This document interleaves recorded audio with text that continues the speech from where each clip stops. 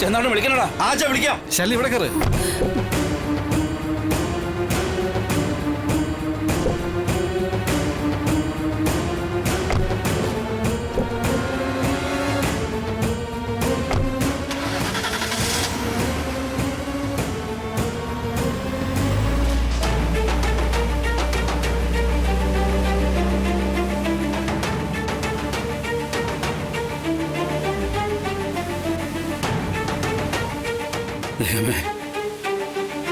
അവൾക്കൊന്നും വരുത്തല്ലേ ഭഗവാന്.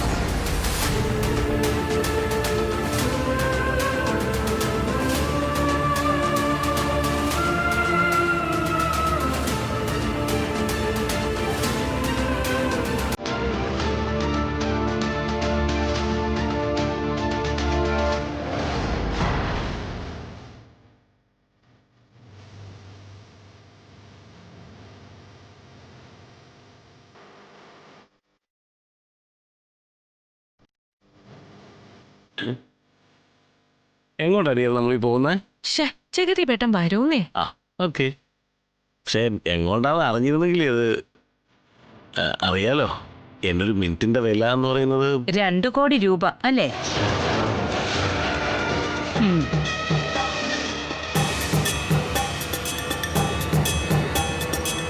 2 കോടിയല്ല മോനെ ഇപ്പൊ പ്രധാനം. ഇനി ഞങ്ങൾ പറയുന്നത് പോലെ ചില കാര്യങ്ങൾ കൂടി നടക്കണം. അല്ല, മനസ്സിലായില്ല. മനസ്സിലാക്കി തരാം. ഇപ്പോ മോൻ ചെന്ന് വണ്ടി കയറ. അല്ല, എങ്ങോട്ടാന്ന് പറഞ്ഞില്ല. ചെന്ന് വണ്ടി കയറടാ.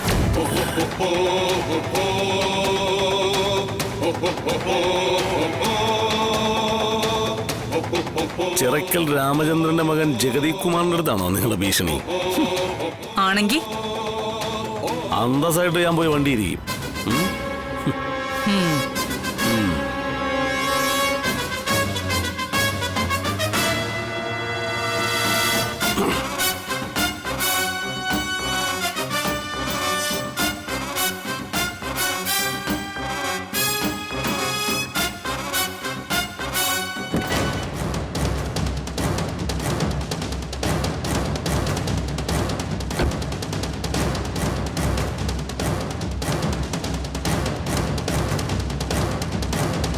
എന്തോ പ്രശ്നമില്ലേ അമ്മേ? എന്ത് പ്രശ്നം? അല്ല, ഈ രീതിയിലാണോ അമ്മേ ചിറക്കൽ രാമേന്ദ്രന്റെ മകൻ പെരുമാറുന്നത്? ചിറക്കൽ രാമേന്ദ്രന്റെ എന്നെ കൊണ്ടൊന്നും പറയിപ്പിക്കരുത്. ഓരോന്ന് ചെയ്തു വെച്ചിട്ട്. അത് അമ്മ പറഞ്ഞിട്ട് തന്നെയല്ലേ? എന്നാലും വിവേക ബുദ്ധി എന്ന് പറയുന്ന ഒന്നുണ്ടടി പോത്തെ. അമ്മ, ഞാനങ്ങനെ പോയി കയറടി കാറില്.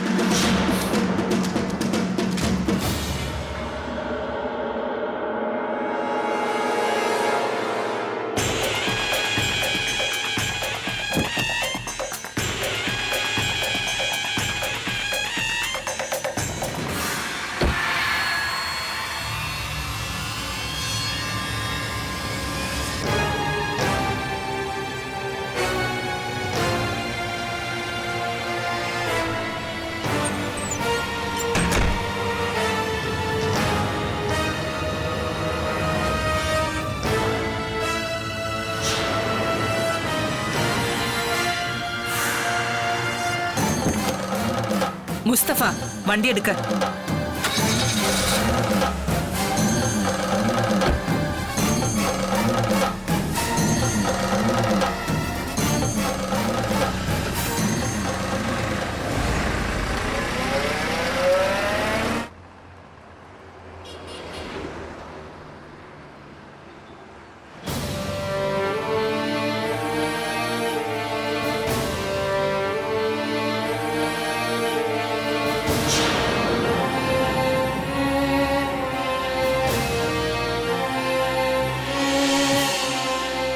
കുറച്ചേരായാലിത്.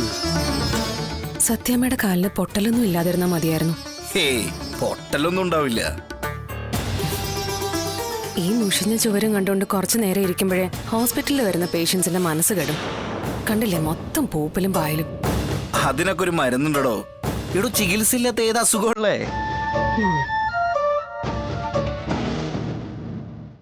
ആ ഇരിക്കുന്നുണ്ടല്ലോ സാധനം.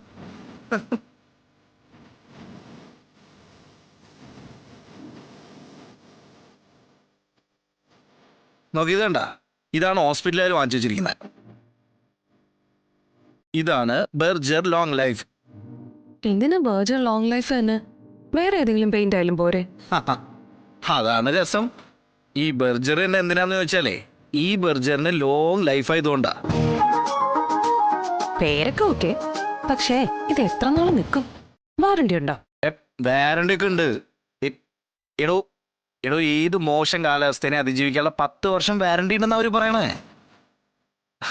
എടോ ഇതിലെ സിലിക്കോൺ ഉണ്ടല്ലോ, കനത്ത മഴയും പ്രതിരോധിച്ച് നിന്ന് ചുമരുകളെ പായൽ നിന്നും പൂപ്പിൽ നിന്നും രക്ഷിക്കുന്ന പറയണേ. ഈ അയൽപ്പക്കത്തെ വീടുകളൊക്കെ ഉണ്ടല്ലോ, ബർജർ ലോങ് ലൈഫ് പൂശിയ വീടുകളെ അസൂയോടെ അങ്ങോട്ട് നോക്കും. ഈ കേരളത്തിലെ കാലാവസ്ഥയ്ക്ക് ഉണ്ടല്ലോ, ഏറ്റവും അനുയോജ്യമായിട്ടുള്ള പെയിന്റ് ബർജർ ലോങ് ലൈഫ് എന്നാ പറയണേ. ശരിക്കും? ആ എടോ, ഈ ബർജർ ലോങ് ലൈഫ് തെരഞ്ഞെടുത്ത ഒരു 10 വർഷത്തേക്ക് ചുമരുകളുടെ തിളക്കത്തെ പറ്റിയിട്ട് ആദ്യമൊന്നും വേണ്ട.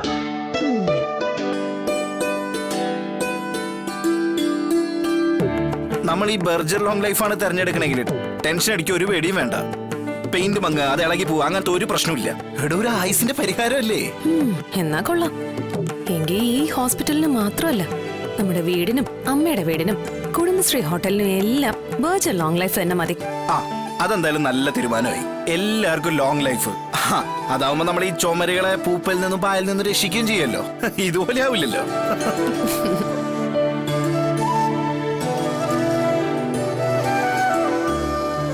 സത്യാമ്മയുടെ കൂടെ വന്നതാരാ? ഞങ്ങളാ. എന്താ സിസ്റ്റർ? ഡോക്ടർ വിളിക്കുന്നു. കുഴപ്പമൊന്നുമില്ല സിസ്റ്റർ. ഇല്ല.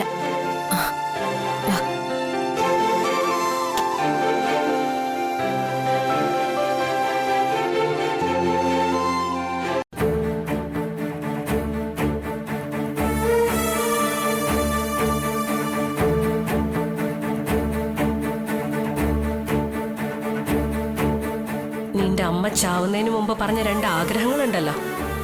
ആദ്യത്തേത് എന്നെ ജയിലിൽ കയറ്റണമെന്ന്. ഞാൻ ദേ നിൽക്കുന്നു, പനന്തടി പോലെ നിന്റെ മുന്നില്. രണ്ടാമത്തേത്, നീ ഒരു നല്ല പെൺകുട്ടിയെ കല്യാണം കഴിച്ച് സമാധാനത്തോടെ ജീവിക്കണമെന്ന്. അതും ഇനി നടക്കാൻ പോകുന്നില്ല. ഒരു തെറ്റും ചെയ്യാത്തവരാണെങ്കിലും നിങ്ങൾ 2 ആളും അങ്ങോട്ടും ഇങ്ങോട്ടും കെട്ടുപണഞ്ഞ് നിങ്ങളുടെ ജീവിതാവസാനം വരെ ചീഞ്ഞു നാറും.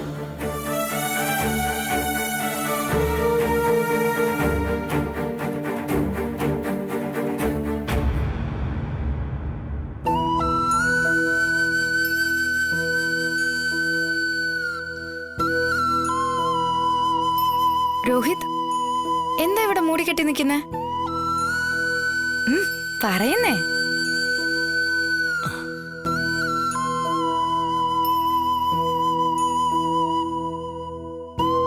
എനിക്കെന്താ ഈ മാറ്റമെന്നാണോ രോഹിത് ആലോചിക്കുന്നേ? ഞാൻ മാറാൻ തീരുമാനിച്ചു രോഹിത്. എത്ര കാലമാ നമ്മളിങ്ങനെ പരസ്പരം ഒരു റൂമിൽ പിണങ്ങിയിരിക്കുന്നേ? ഒരു സെല്ലിൽ കഴിയുന്ന ജയിൽ പുള്ളികൾക്കിടയിൽ പോലും ഉണ്ടാവില്ല ഒരു ചങ്ങാത്തം. ഇതിനൊരു അവസാനം വേണ്ടേ? എന്തെങ്കിലും ഒന്ന് സംസാരിക്കൂ രോഹിത്.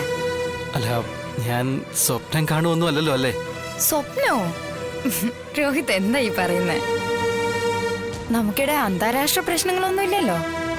നമുക്ക് തന്നെ തീർക്കാവുന്ന പ്രശ്നങ്ങളല്ലേ ഉള്ളൂ. അല്ല ശ്യാമേ, ഇത്ര പെട്ടെന്ന്? ഞാൻ ഒരാള് കാരണം ഇവിടെ എന്തെല്ലാം പ്രശ്നങ്ങളാ രോഹിത്തെ ഉണ്ടായത്. ഞാൻ എന്ത് ചെയ്താലും അതൊരു കുഴപ്പമായിട്ട് മാറും. വിഷ്ണുവേട്ടനോ കുഞ്ഞേച്ചിയോ രോഹിതോ കുറ്റക്കാരാവുകയും ചെയ്യും. കുഞ്ഞേച്ചിയുടെ സിവിൽ സർവീസ് മോഹം പോലും ഉപേക്ഷിക്കേണ്ടി വരുന്നത് ഞാൻ കാരണമല്ലേ? അതും പോരാഞ്ഞ് നമ്മുടെ പാറക്കുട്ടിയെ കൂടി സത്യമ്മ പറഞ്ഞു വെച്ചു. ഇതിങ്ങനെ പോയാ എവിടെ എത്തില്ല.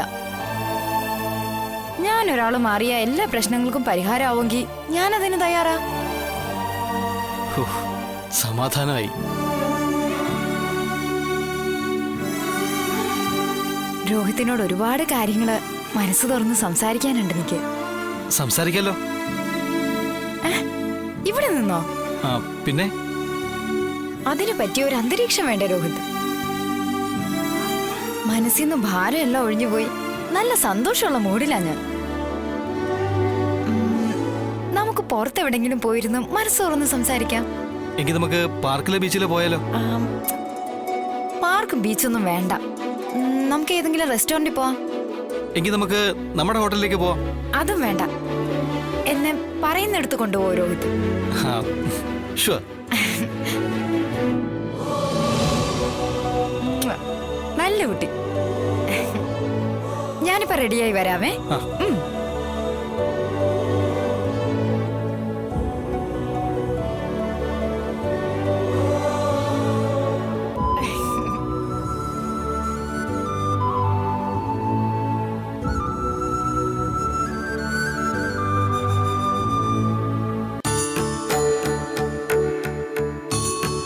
വിഷ്ണുമോൻ വിളിച്ചില്ലേ സാറേ? ആ, കാര്യമായ കുഴപ്പമൊന്നുമില്ലെന്നാ പറഞ്ഞത്. ഓ, അത്രയും ആശ്വാസമായി.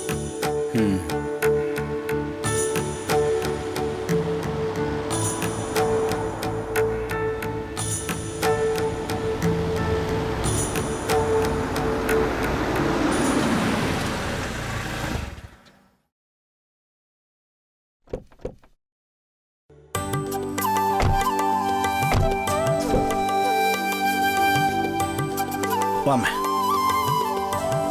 പതുക്കെ.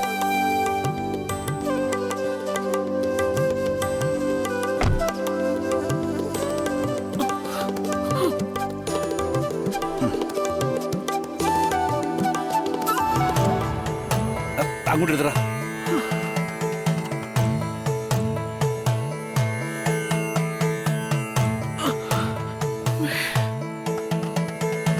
മോനെ, ഡോക്ടർ എന്ന് പറഞ്ഞിട്ടാ? എക്സ്റേയിലും സ്കാനിങ്ങിലൊന്നും വലിയ കുഴപ്പമൊന്നുമില്ല. ഭാഗ്യത്തിന് തലയിടിച്ചില്ലല്ലോ. പിന്നെ കൈയൊക്കെ കുറച്ച് മുറിഞ്ഞിട്ടുണ്ട്. പിന്നെ വീഴ്ചക്കിടെ കാലിന്റെ കുഴയൊന്ന് തിരിഞ്ഞിട്ടുണ്ട്. പക്ഷെ എല്ലിനൊന്നും സംഭവിച്ചിട്ടില്ല. അത് നേരെയാക്കാനാ ഈ ബാൻഡേഡ് കെട്ടിയിരിക്കണേ. അല്ല, ഇതിപ്പോ എത്ര ദിവസം വേണ്ടി വരും? 2 ദിവസം റെസ്റ്റ് എടുക്കണമെന്ന് ഡോക്ടർ പറഞ്ഞേ. ആ, അതേ നടക്കണ്ട 2 ദിവസത്തേക്ക്. സ്റ്റെപ്പ് കയറരുതെന്നാ പറഞ്ഞിരിക്കുന്ന. ആ,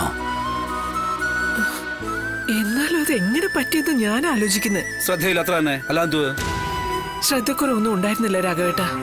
ആ പടിയിലെത്തിയപ്പോ ആരോ തള്ളിയിട്ട പോലെ ഞാൻ വീഴുമായിരുന്നു. പിന്നെ നിന്നെ ഇവിടെ തള്ളിയാട്ട് ആരാ വന്നേ? നീ വീഴുന്ന കണ്ടോണ്ടിരിക്കുമല്ലോ. ആ, അത് ശരി. പൂജാവിധികളിൽ എവിടെയെങ്കിലും മുടക്കം ഉണ്ടായോന്നൊരു സംശയമുണ്ട്. അതെ ഭാമേ, വിശ്വാസം ആവാം, പക്ഷെ അന്ധവിശ്വാസം ആവരുത്. ഇക്കാലത്ത് പലരുടെയും ജീവൻ എടുക്കുന്ന ഇത്തരം വിശ്വാസങ്ങള്. സ്റ്റെപ്പിൽ നിന്ന് നിന്നെ പര്യാതാത്മാക്കളാതെ തള്ളിയിട്ടതാണോ നിന്റെ വിശ്വാസം? അങ്ങനെയല്ല രാഘവേട്ട. പിന്നെ നല്ല ശക്തികളെ പോലെ തന്നെ ചീത്ത ശക്തികളും ഉണ്ടല്ലോ ഈ ലോകത്ത്. നമ്മുടെ അടുത്തുനിന്ന് അവയെ ഒഴിവാക്കി നിർത്താനല്ലേ പൂജകളും ഹോമങ്ങളും ഒക്കെ നടത്തുന്നത്. ആ, ഇനി അതിനെ കൂടെ ഒറ്റ കുഴപ്പമേ ഉള്ളൂ. എന്തായാലും ജോൽസിനെ ഒന്ന് വിളിപ്പിക്കണം. എന്റെ പൊന്നുമോളെ, നീ എങ്കിലൊന്ന് പറഞ്ഞ് മനസ്സിലായിക്കൊടു.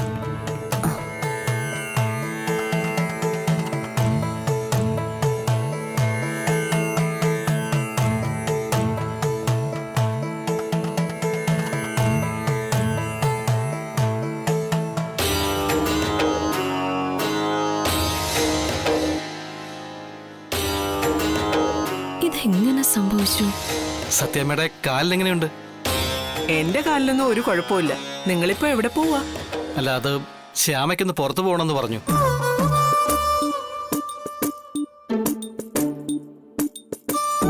എങ്ങോട്ടാ രോഹിത്?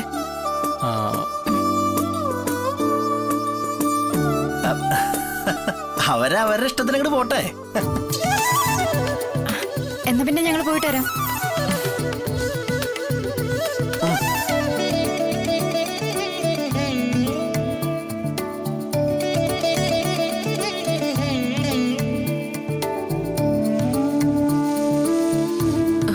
എന്താ കുട്ടി ഇത്? സത്യമ്മയുടെ അനുഗ്രഹം വേണം എനിക്ക്. എന്റെ കുട്ടിക്ക് എല്ലാ അനുഗ്രഹവും ഉണ്ടാവും എപ്പോഴും.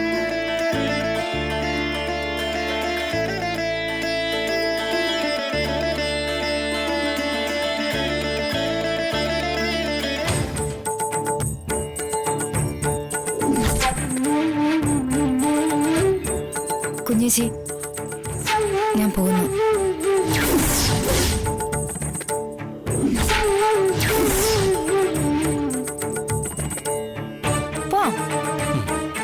രോഹിത്തെ കാറെടുത്തോ? വേണ്ട, ബൈക്ക് എടുത്തോളാം. ബൈക്കെങ്കിൽ ബൈക്ക്.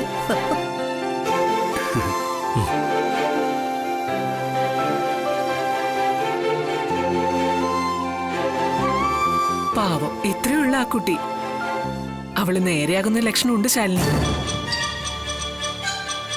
ആ, നിനക്ക് കളക്ടർ ആകാനുള്ള യോഗം ഉണ്ടെന്ന് തോന്നുന്നു.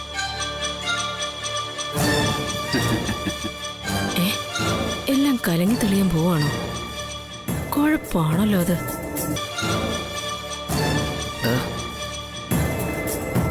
രക്ഷപ്പെട്ടല്ലോ. ഇല്ല വിഷ്ണുട്ടാ, എന്തോ കുഴപ്പമുണ്ട്.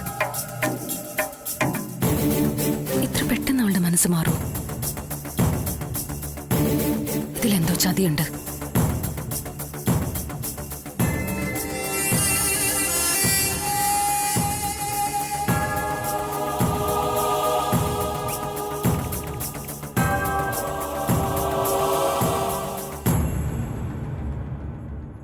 എന്താടാ? എനിക്കൊന്ന് ഒന്നിന് പോണമായിരുന്നു.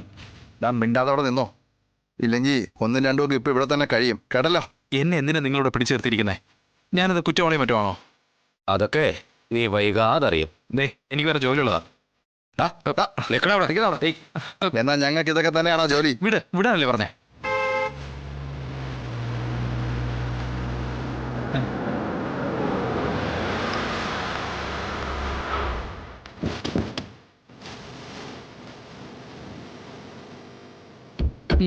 വാ.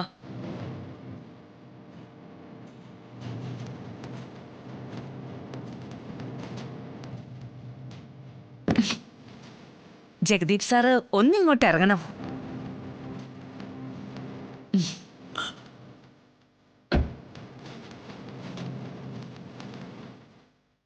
സ്ഥലം ഇതേ സബ് രജിസ്റ്റർ ഓഫീസ് എന്ന് പറയും. ഭൂമിയുടെയും കല്യാണങ്ങളുടെയും ഒക്കെ രജിസ്ട്രേഷൻ നടത്തുന്നത് ഇവിടെ വെച്ചാ. അങ്ങനത്തെ സ്ഥലങ്ങളൊക്കെ ഉണ്ടോ ഈ ഭൂമിയില്? എന്തല്ലേ ചന്തു, ചന്തു, ഇത് വാട്ട് എ പ്ലസന്റ് സർപ്രൈസ്. നിന്റെ പ്രോപ്പർട്ടിയുടെ രജിസ്ട്രേഷൻ വല്ലതും നടന്ന്? രജിസ്റ്റർ ചെയ്യാൻ സ്വന്തമായിട്ട് എന്റെ കളസം മാത്രമേ ഉണ്ടായിരുന്നുള്ളൂ. അതും കൂടെ നീ വിറ്റ് തിന്നില്ലടാ പട്ടി. പറഞ്ഞ പോലെ നിനക്ക് സ്വന്തമായിട്ട് ഭൂമിയൊന്നുമില്ലല്ലോ. ഫോട്ടോ സാരമില്ല, വേറെ വരും. എടാ പിന്നെ വേറെ തോന്നു, ഇന്ന് നിന്റെ കല്യാണമാണ്. ഈ നിൽക്കുന്ന താടി വെച്ചോമാരെ കാര്യം നിന്റെ പെണ്ണിന്റെ ആങ്ങളമാരാ. കൊള്ളാം കേട്ടാ, കിടുക്കാൻ താടി കേട്ടാ. ഇത് സ്ട്രൈറ്റ് ചെയ്യണം, എന്നിട്ട് അതിൽ ചുമന്ന കളർ അടിക്കണം, സൂപ്പർ ആയിരിക്കും. നീയും താടി വളർത്തടാ, എന്നിട്ട് കളർ അടിക്കടാ. പറഞ്ഞ പോലെ ഞാൻ എന്തിനു വന്നത് മാമി? ഞാൻ എന്തിനു വന്ന? ഭൂമി രജിസ്ട്രേഷനും കല്യാണവും ഒക്കെ ആരുടേതാണെന്ന് ഞാൻ പറഞ്ഞു തരാം ജഗദീപ് സാറേ. പറഞ്ഞ പോലെ മാമി ഇവിടെ ഉണ്ട്. ഒന്നും വാ സാറേ. എടാ ഞാൻ അതോട്ട് ഇവിടെ പോയിട്ട് വരാമേ.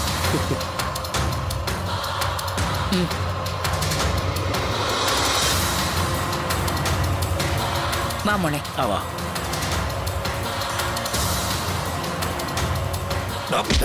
നീ എങ്ങോട്ടാണ് പോണത്?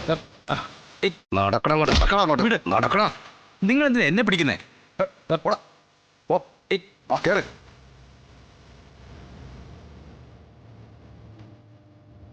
ഷാനവാസേ, ആ മാരേജിനുള്ള നടപടിക്രമങ്ങളൊക്കെ ഓക്കെ അല്ലേ? ഓക്കെയാണ് സാർ.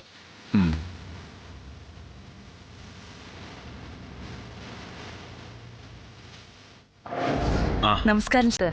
നമസ്കാരം. നമസ്കാരം, വരണം. എല്ലാം റെഡിയല്ലേ? ഇവിടെ AC ഒന്നുമില്ലേ? അച്ഛൻ്റെ അടുത്ത് പറഞ്ഞിട്ട് ഒരു AC രജിസ്റ്റർ ഓഫീസിലും കൂടെ വാങ്ങിച്ചു വയ്ക്കണം. ഒരു സേവനമാവട്ടെ. ഇതാണ് ഞാൻ പറഞ്ഞ ചിറക്കൽ രാമേന്ദ്രന്റെ മകൻ ജഗദീപ് അല്ലേ? അതെ അതെ. മേഡം, ഞാൻ ഒന്നുകൂടി പറയുക, ഇതുകൊണ്ട് ഞങ്ങൾക്ക് കുഴപ്പമൊന്നും ഉണ്ടാവരുത്. രജിസ്റ്റർ മാരേജിന് മാസങ്ങൾക്ക് മുമ്പേ വരന്റെയും വധുവിന്റെയും സബ് രജിസ്ട്രാർ ഓഫീസിൽ ഫോട്ടോ സഹിതം നോട്ടീസ് ബോർഡിൽ അറിയിപ്പ് പതിപ്പിക്കണമെന്നാണ് ചട്ടം. ചട്ടലംഘനത്തിന് വേണ്ടത് എന്താന്ന് വെച്ചാ സാറിനും ഇവിടുത്തെ ജീവനക്കാർക്കും കിട്ടും.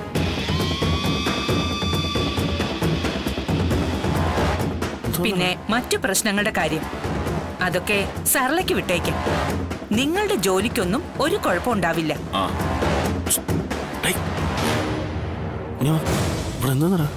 നിനക്കിനി മനസ്സിലായില്ലേ? ഈ പോത്തിനെ പിടിച്ച് നിന്നെ കൊണ്ട് കെട്ടിക്കാൻ പോവാ.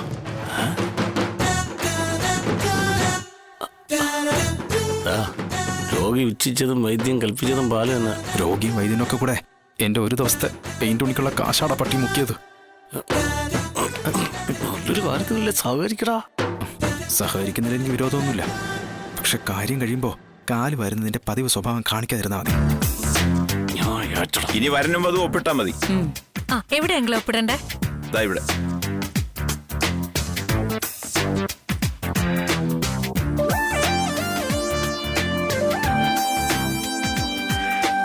അതല്ല, അവിടെ വരനാ ഒപ്പിടണ്ടേ. ദേ ഇവിടെ.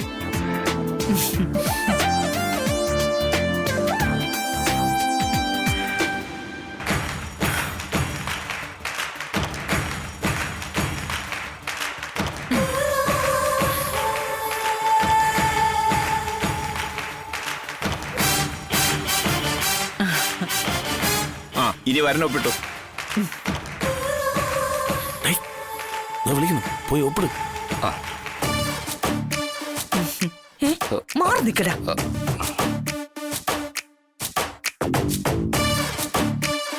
ജഗദീപ് വന്നൊപ്പിട. ഞാൻ ഒപ്പിടൂല.